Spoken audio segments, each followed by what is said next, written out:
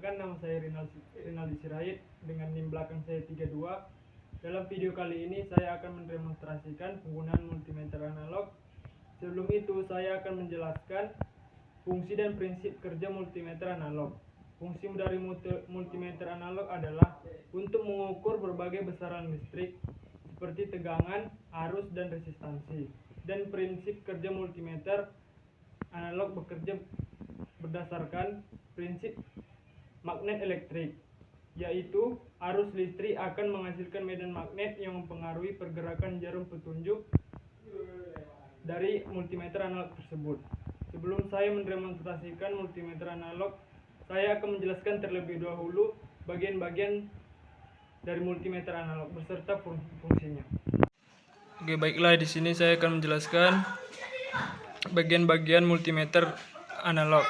Yang pertama itu ada jarum penunjuk yang berfungsi sebagai penunjuk besaran yang akan diukur. Yang kedua itu yang garis-garis itu disebut dengan skala. Fungsinya untuk sebagai pembaca nilai. Yang kedua itu ada zero adjust screw yang berfungsi untuk membuat jarum berada di angka 0. Yang keempat itu ada zero adjust knob. Fungsinya sama, membuat jarum penunjuk berada di angka 0 tapi untuk pengukuran resistansi. Terus ada saklar pemilih. Terus ada kutub negatif, kutub positif, dan prob positif yang berwarna merah dan prob yang berwarna hitam, prob negatif. Baiklah, setelah saya selesai menjelaskan bagian-bagian multimeter analog beserta fungsinya, saya akan mendemonstrasikan penggunaan multimeter analog. Oke, baiklah, berikut ini langkah-langkah dalam menggunakan multimeter analog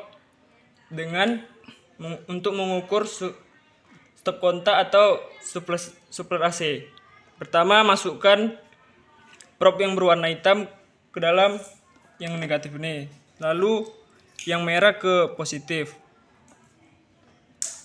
Selanjutnya, pastikan jarum penunjuk berada di angka 0. Setelah itu, putar saklar pemilih ini ke angka 250. Lalu masukkan probnya ke dalam stop kontak nih.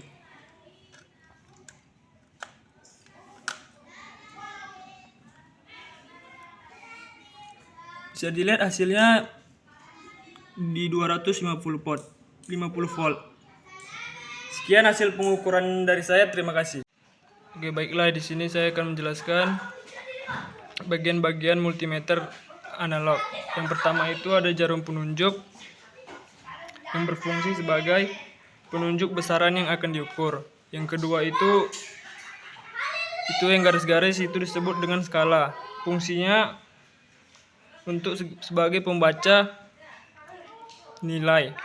Yang kedua itu ada zero adjust screw yang berfungsi untuk membuat jarum berada di angka 0.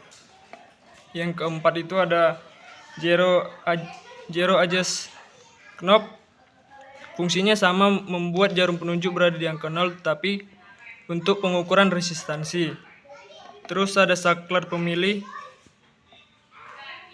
Terus ada kutub negatif, kutub positif, dan prob positif yang berwarna merah dan prob yang berwarna hitam, prob negatif.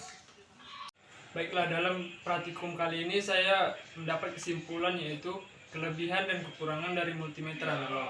Kelebihan multimeter analog terletak pada kemampuannya dalam membaca perubahan nilai secara responsif, terutama ketika terjadi perubahan sinyal dengan cepat.